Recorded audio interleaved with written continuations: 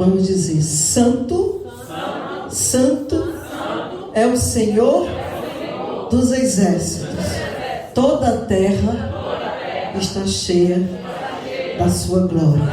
Pode repetir? Santo, Santo, Santo é o Senhor dos exércitos. Toda a terra está cheia da sua glória. Santo, Santo, Santo é o Senhor dos exércitos. Toda a terra está cheia da sua glória. Este lugar está cheio do seu poder. A tua vida e a minha vida está cheia do teu mover. Recebe, sai daqui hoje, juntamente comigo, com a minha família, tu e a tua família, cheios do poder do Espírito de Deus. Sente aí esta unção, sente aí esta presença. Se tu tem um pouco de comunhão com Deus, tu vais sentir o que o Senhor está te entregando agora. Se tu és um escolhido de Deus, tu vais sentir o que o Senhor está te entregando agora. Glorifica o teu Deus, porque santo, santo e santo é este Deus que nós viemos aqui hoje exaltar. O nome dele é Senhor dos Exércitos, e este lugar, Senhor, está cheio da tua glória. Oh, Deus, reina neste lugar. Oh, reina neste lugar. Espírito de Deus, aqui estão os teus adoradores. Louvado, exaltado seja o nome do Senhor Jesus. O tempo é pouco. Eu fui muito incomodada esses dias a passar esta palavra para vocês. Nós demos aqui um curso durante 3 sábados para os diáconos e diaconisas, e também eu tive como promessa aos levitas que iria fazer tudo para passar uma palavra sobre levitas. E eu pedi, já que o tempo da gente está muito corrido, está muito próximo do aniversário da casa do Senhor, né? O dia da festividade do aniversário da igreja do Senhor. Então eu tenho que aproveitar um dia mesmo de culto, de adoração, de aprendizado com a palavra de Deus, para que todos nós tivéssemos aqui a oportunidade de ouvir essa palavra, mesmo porque não é uma palavra somente para os levitas. Então eu não vou aqui lembrar todo o início da história, como foi que iniciou a história dos levitas, porque eu acho que no Antigo Testamento todo mundo já sabe que levitas veio da tribo de Levi, que era a única tribo, né, que não tinha bens, que não recebeu terras. Por quê? Porque foram separados para cuidar, né, do templo, do tabernáculo do Senhor, que naquele tempo era para estar mudando de lugar. Para onde ia, levava o tabernáculo, e essa era a função dos levitas. Mas eles eram remunerados.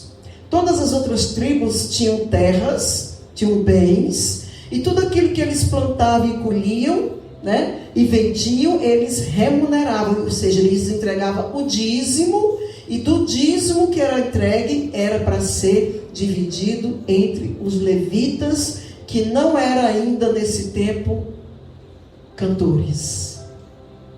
Eram aqueles que cuidavam dos sacrifícios, que auxiliavam o sacerdócio, né, que matava, né, os bois, os pombos, de acordo com o pecado de cada um, e diariamente aquele altar era ensopado de sangue, tinham que lavar, tinham que queimar incenso, tinham que cuidar do tabernáculo. Então era um trabalho, o levita, ele trabalhava muito, mas era mantido dignamente com os dízimos da casa do Senhor. Glória a Deus.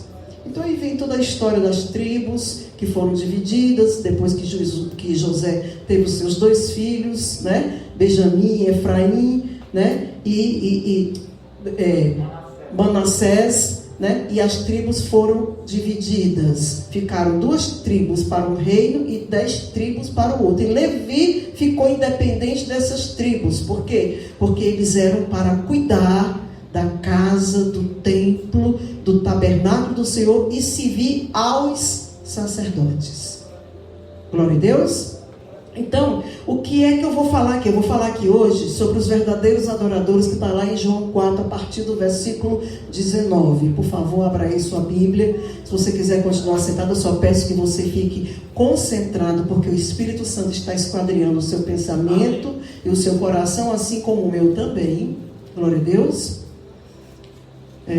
Eu me lembro muito bem que uma vez uma pessoa me fez uma pergunta, acho que foi a irmã Adele. Ela perguntou: pastora, onde é na Bíblia que tem que a congregação precisa se levantar para fazer reverência à palavra de Deus?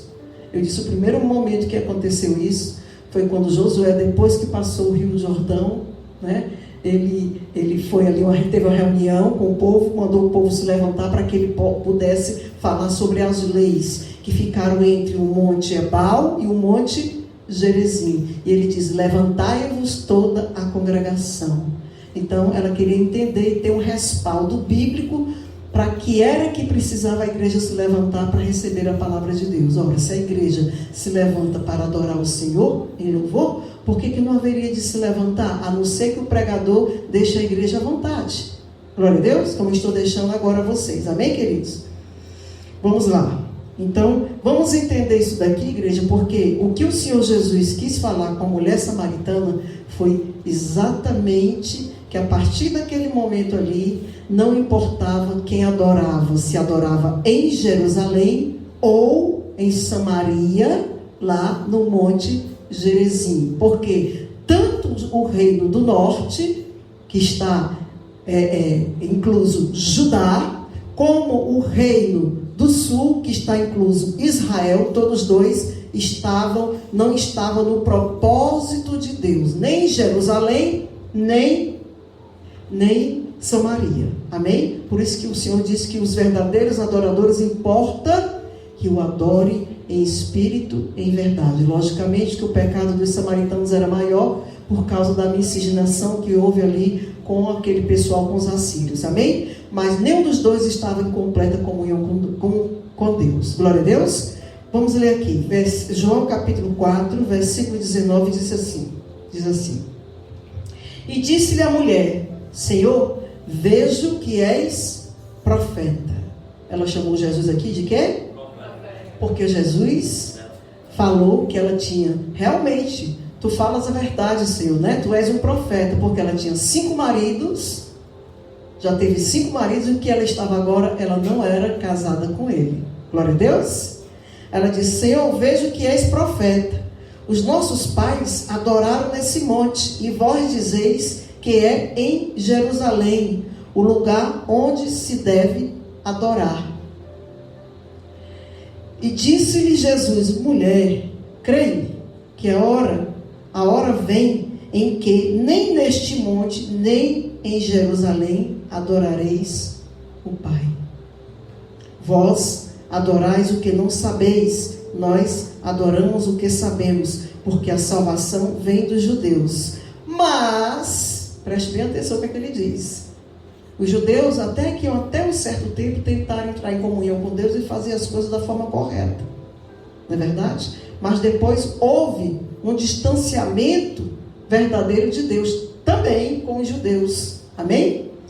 Mas a hora vem, e agora é, em que os verdadeiros adoradores adorarão o Pai em espírito e em verdade.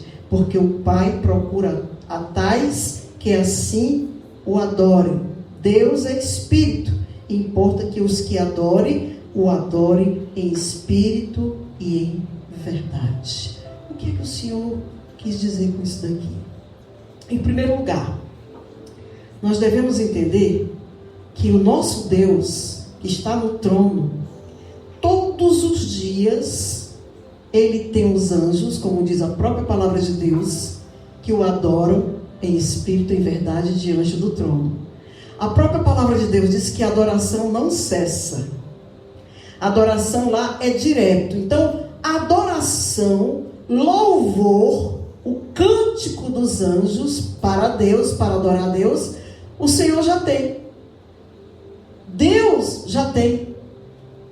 Deus não precisa do adorador aqui na terra.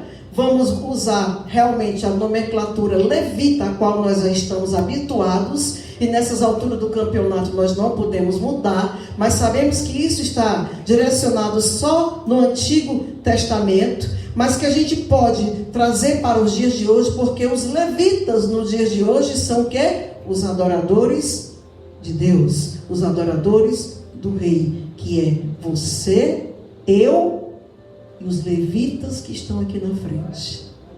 Amém, queridos? Mas todos nós precisamos ter um papel de adorador. Louvor, o Senhor tem. Direto. Mas o que é que o Senhor Jesus quis dizer? Que o verdadeiro adorador, que o verdadeiro levita aqui, tem que buscar adorar o Senhor em espírito e em verdade. Como é que a gente vai adorar a Deus em espírito e em verdade? É buscando uma comunhão com Deus. É buscando não pecar diante de Deus. É buscando ler a palavra de Deus, porque sabemos que através da palavra são os preceitos que nós recebemos para a orientação, o nosso seguimento e trajetória nos caminhos do Senhor através da palavra de Deus. Então o Senhor está querendo dizer assim, olha, Jesus está querendo dizer, Deus já tem os seus adoradores lá no céu, mas Ele está preocupado. Deus já tem adoração, mas Ele quer ter uma comunhão com os adoradores. Deu para entender? A adoração já existe.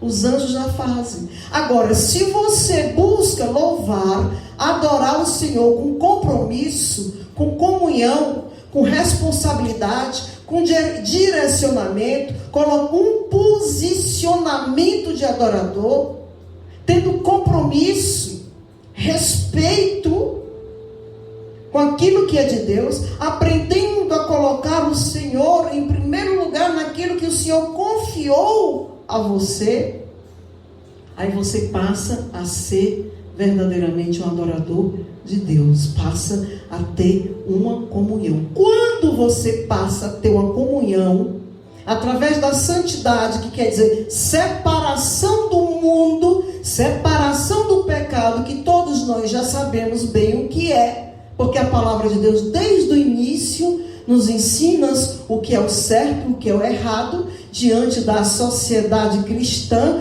comunidade cristã, como é que nós devemos viver dentro do caminho do Senhor. Quando você está separado, quando você aprende a adorar a Deus, entrar em comunhão com Deus, viver em santidade, perdoar, amar, ter o prazer em entrar em intimidade com Deus através da oração e da leitura da palavra, aí o Espírito de Deus começa a se revelar em você e você nele. Aí chama o que? O fio condutor. Aí quando você está nesse posicionamento, aí quando você adora o Senhor, ele fica observando e fica ligado na igreja. A igreja que tem esse posicionamento é uma igreja que vive uma vida de direcionamento, de saúde, de paz, de livramento, de poder, de autoridade, de unção e de mover do Espírito Santo de Deus. Aonde quer que o levita, que tem comunhão com Deus, que aprendeu a adorar o Senhor com toda a alegria do seu coração, em espírito e em verdade, e sabe que não é mais filho do pecado, mas que é o filho da luz, não é mais das trevas, e toma esse posicionamento, não fica na corda bamba, verdadeiramente este levita, este adorador ungido por Deus, aonde chegar, vai chegar com o poder e a autoridade de Deus. Ou seja, aonde você for, é dentro da casa do Senhor, no templo construído por pedras, lá fora, ali e acolá, você está sendo um verdadeiro adorador, e o Espírito de Deus vai honrar o que você é, cumprindo através de você o papel que precisa ser cumprido. Lá em Efésios capítulo 1, versículo 6, diz que nós fomos criados para o louvor da sua glória.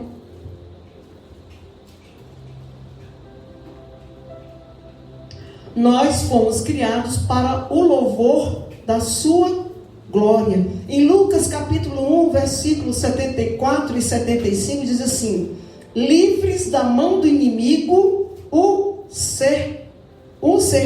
servíssemos sem temor, em santidade e justiça perante a Ele, todos os dias da nossa vida. Ou seja, qual é o propósito final da redenção? O propósito final da redenção não é mero e simplesmente uma condenação espiritual, não. O propósito final da redenção é permanecer totalmente, diretamente conectados com Deus, o adorando em espírito e em verdade. Nós temos que estar ligados com o Senhor nessa adoração, nesse mover que o Espírito de Deus. Então, a razão de tudo isso não é que Ele precise do nosso louvor, igreja. Porque louvor bonito, perfeito e completo Ele já tem. O que o Senhor quer é que você aprenda com alegria, ter compromisso e fazer a obra e louvar a Deus com toda a alegria do coração. A preocupação do Senhor não é com que você louva, é com você e comigo, que somos os adoradores. É isso que Ele quer. A comunhão dos adoradores, a unidade do corpo, o respeito, a sabedoria, a obediência, o compromisso. Porque quando se vem louvar aqui na frente de qualquer jeito, quando vem para a casa do Senhor a força, quando se arranja uma desculpa, omita o problema, porque não está a fim de vir para a casa do Senhor, o resto da semana, o resto daquele louvor do mês, o resto daquela coreografia, não, o Senhor não vai receber. Mas vai receber daquele que estava compromissado, com dor de cabeça, doente, mas diz: não posso faltar, porque eu sou um verdadeiro adorador do Rei, e eu estou aqui para adorá-lo em espírito e em verdade, porque nós temos o Espírito de Deus constante convivendo conosco. O Senhor contempla o nosso momento de alegria, de comunhão, nosso momento de dores, de enfermidades, de tristezas, de dificuldade. O Senhor sabe de todas as coisas. O Senhor observa o adorador quando verdadeiramente tem um compromisso com a obra dele. O adorador não pode querer adorar o Senhor só quando as coisas estão 100% do jeito que eles querem, ou a palavra está 100% do jeito que lhe faz bem ouvir e receber. Mas o verdadeiro adorador vem para a casa do Senhor já em espírito de oração e de adoração, e vem dizendo: Espírito de Deus, fala com o pregador de hoje, e que eu possa estar com o coração aberto, a mente aberta para receber a tua palavra, e que eu tenha humildade de ser exortado, abençoado e quebrantado, porque eu quero estar diante de ti quebrantado.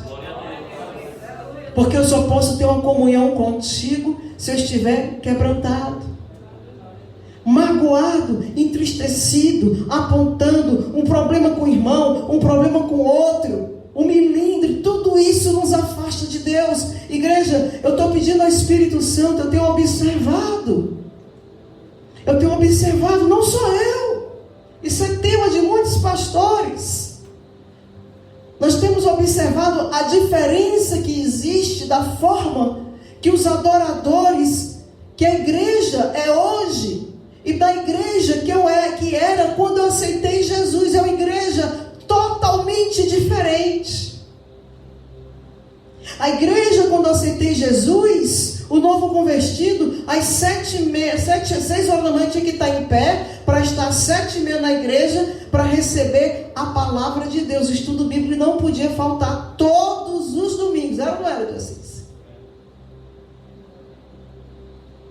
E íamos com a maior alegria. Chegava em casa 1h da tarde.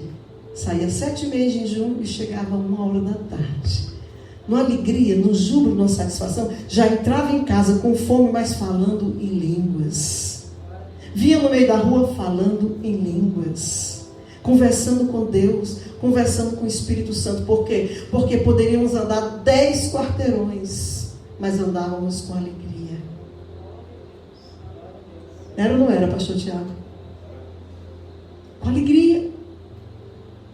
Então, nós estamos sendo observados. Às vezes não é nem com alegria, mas com compromisso, que é... Mas o compromisso gerava no nosso espírito um júbilo, uma alegria inexplicável. Uma alegria que vinha do Espírito em confluência com o Espírito. A junção do Espírito de Deus com o nosso espírito. Por quê? Porque a nossa atitude, o nosso compromisso, a nossa responsabilidade, o nosso sacrifício, o nosso respeito que nós tínhamos pelo pastor Samuel, tudo isso estava dentro de um padrão que alegrava o Espírito de Deus, que está nessa dispensação do reino de Deus, preparando a igreja para ir para o Senhor.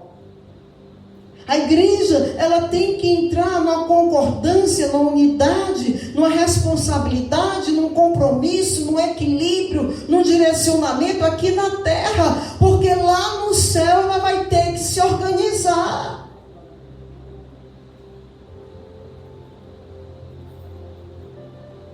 Glória a Deus. As igrejas existem para isso, para que nós possamos em comunhão ouvir a palavra de Deus, sermos tocados pelo Espírito de Deus, reconhecer onde estão nossas falhas e pedir ao Senhor misericórdia, perdão dos nossos pecados, e para que nós venhamos nascer de novo.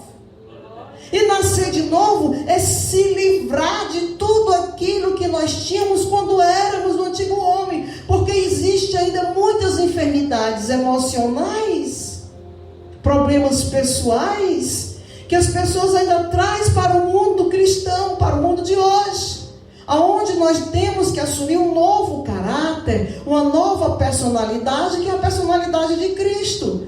E essa personalidade, ela só vai obter sucesso e se libertar da antiga personalidade, que era mal habituada nos costumes do mundo, se nós tivermos comunhão com o Espírito de Deus. E a única forma que nós temos para aprender a viver em comunhão com Deus e ter uma nova vida, é procurar prestar atenção no que é que Jesus nos pede para que nós venhamos fazer. E eu não tenho visto isso na igreja de hoje. Hoje eu tenho visto uma igreja prepotente, orgulhosa, soberba, cheia de ego, uma igreja que não pode ser exortada, uma igreja que não pode ser cobrada, uma igreja que a gente tem que ter o maior cuidado para falar, e mesmo assim é um povo que só faz a obra de Deus, só louva o Senhor quando quer, do jeito que quer. É isso que eu tenho visto.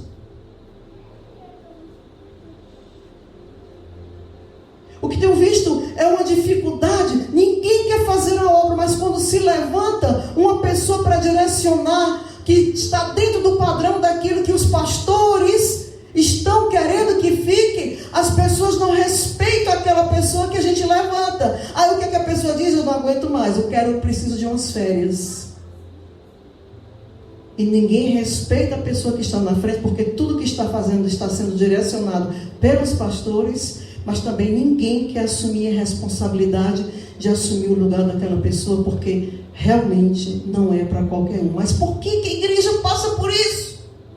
Porque a igreja não se converteu, porque a igreja não se quebrantou, porque a igreja arranja desculpa, porque a igreja aumenta os seus problemas, aumenta tudo aquilo que eu coloquei no grupo, que foi feito pelo pastor Tiago. Arranja desculpas, bota a culpa nos outros, aumenta a sua história, aumenta o seu problema, aumenta a sua enfermidade. Por quê? Porque naquele dia eu estou cansado, eu não quero ir para a igreja, eu estou cansado, estou com dor nas pernas, passei o dia em pé. E quem é que não está cansado aqui?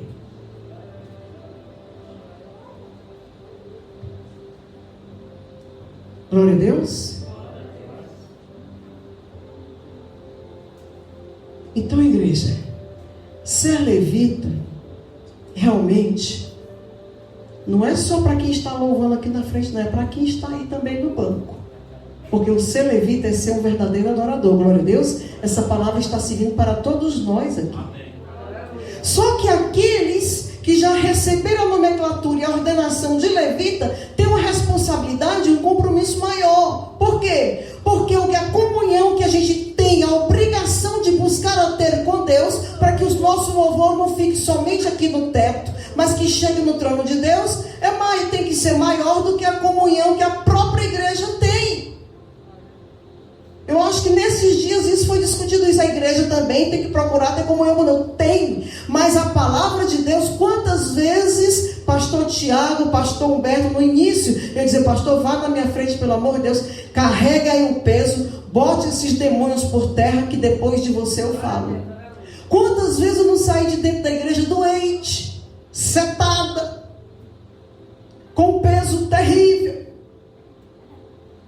Só que eu determinei no meu coração: nunca mais vou sair da igreja setada, porque toda seta contra a minha vida vai voltar para quem colocou 2 vezes mais. Eu vou sair da igreja com o poder do Espírito Santo de Deus, e não tem nada que faça com que eu deixe, pelo poder do Espírito de Deus que é na minha vida, pregar a palavra de Deus e ela cumprir o objetivo que ela precisa cumprir. Que receba ou que não receba, o meu compromisso é com Deus.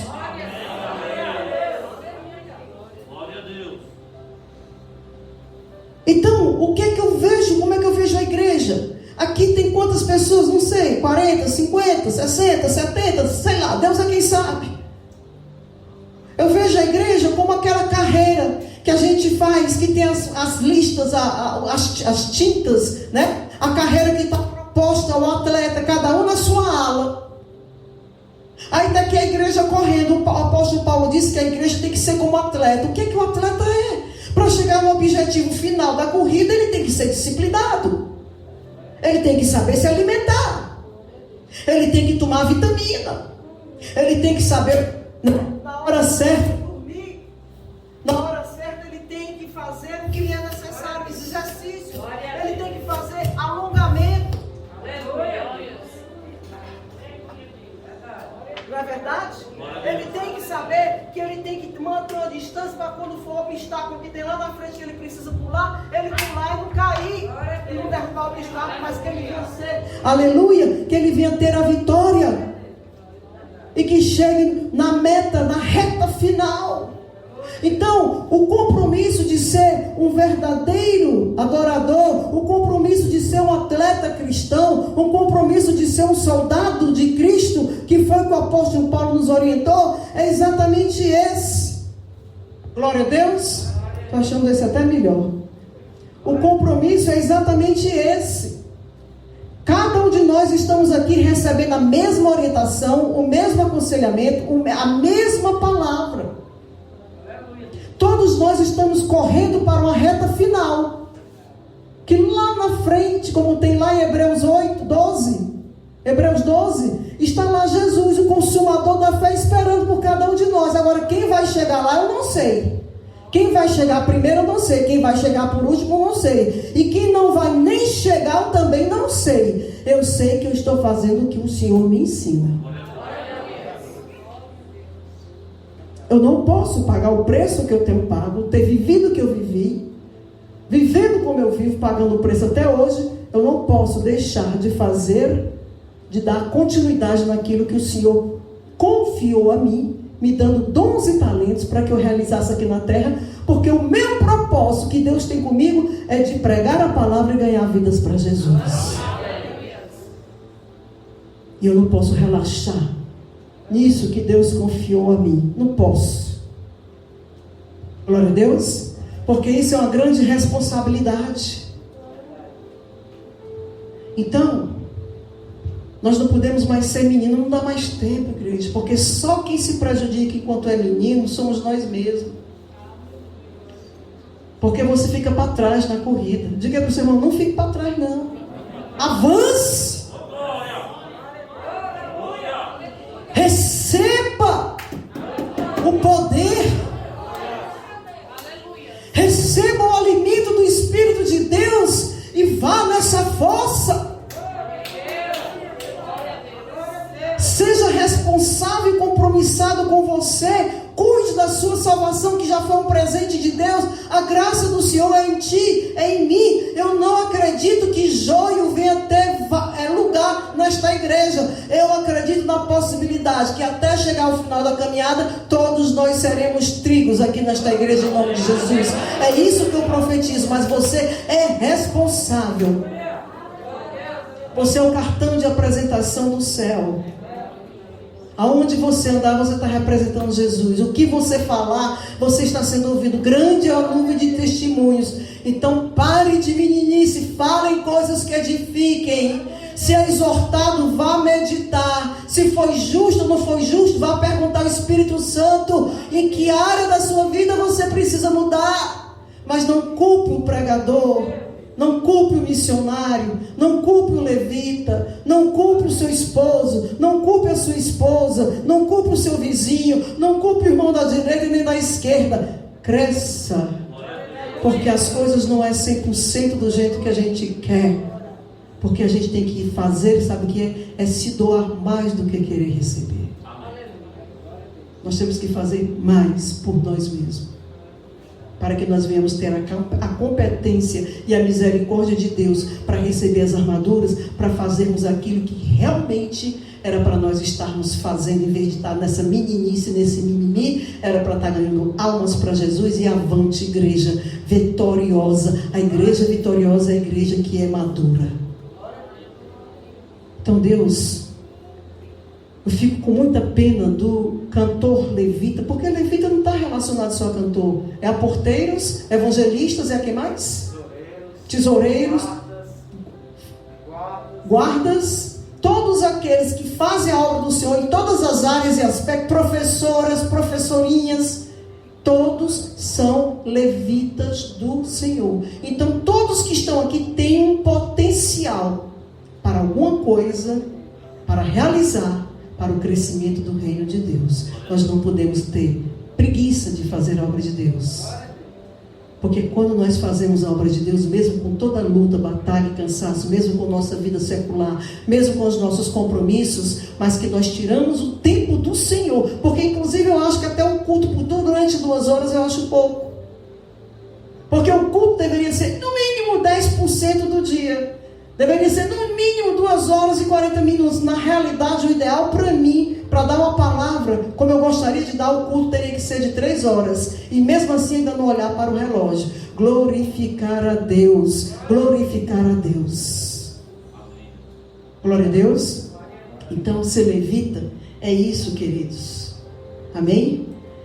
Não haverá alegria e realização plena no coração do ser humano algum, e não, a não ser aquele que viva para realizar o verdadeiro propósito de Deus na sua vida. Enquanto você não conseguir realizar o chamado e o propósito de Deus na sua vida, você não vai se encontrar da maneira que é para se encontrar aqui na terra. Você não vai ser realizado em nenhuma área da sua vida. Agora, esse propósito não pode ser feito de qualquer maneira.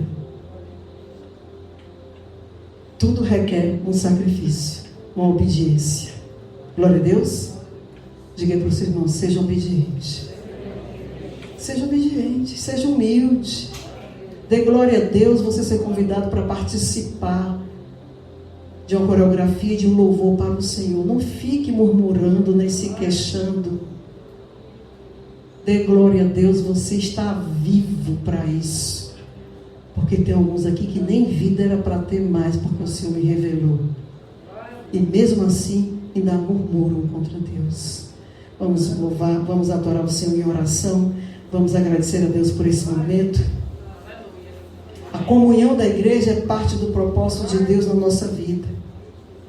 A igreja tem que respeitar os dirigentes. A igreja tem que respeitar aqueles que estão na frente da obra. Glória a Deus. Também os que estão na frente da obra não podem abusar. E eu sei que todos nós estamos aqui a passos largos, principalmente depois dessa pandemia, aprendendo cada vez mais como fazer a obra do Senhor. Eu tenho certeza que você que tem compromisso e temor a Deus, depois dessa pandemia, antes de qualquer intenção de humilhar ou de destratar alguém, eu tenho certeza que você vai pensar 2 vezes. Porque o cristão não pode viver uma vida, né, sem uma capa. O cristão que tem que lançar fora todas as capas e as máscaras. Nós temos que ser transparentes diante do Senhor, em todo lugar. Não pode ter muita gente aí que dentro de casa é um poço de ignorância e na igreja está louvando a Deus. Verdade ou mentira? A gente vê muito isso no YouTube, né? Então, igreja, nós temos que aprender a viver, a ser cristão em todo lugar que colocar os nossos pés. Glória a Deus. Pai Celeste, Deus amado, aqui está a palavra que Tu me entregou para entregar.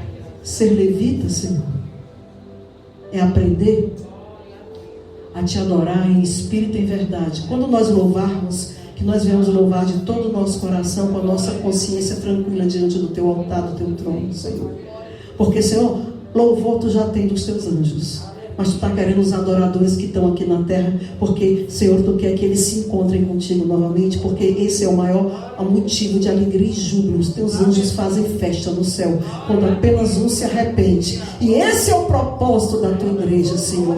Que tenhamos aqui verdadeiros adoradores, que a nossa vida esteja em comunhão contigo. Traz vidas para a Tua igreja, Senhor. Que a Tua igreja saia daqui consciente hoje que precisa levar esta alegria, este posicionamento para outras pessoas que estão lá fora perdidas. Que possam dar testemunho daquilo que é a igreja que eles congregam, da palavra que aqui é entregue e é dada pelo poder do Teu Espírito. E o poder desta palavra seja na nossa vida, não só agora, mas todos os dias da nossa vida. Que fique na nossa memória, que seja resguardado no nosso coração e seja vivenciado no nosso espírito. Que a igreja saia daqui cheia do Teu poder, cheio da Tua glória, cheio do Teu mover, com a couraça renovada, com a armadura nova e com a arsenal de guerra, cheio do poder do Teu Espírito. Entrega a estratégia nova para a Tua igreja, entrega armamento novo para nós, e que em nenhum momento nós venhamos perder a batalha, mas que sempre venhamos ser mais do que vencedores em Ti,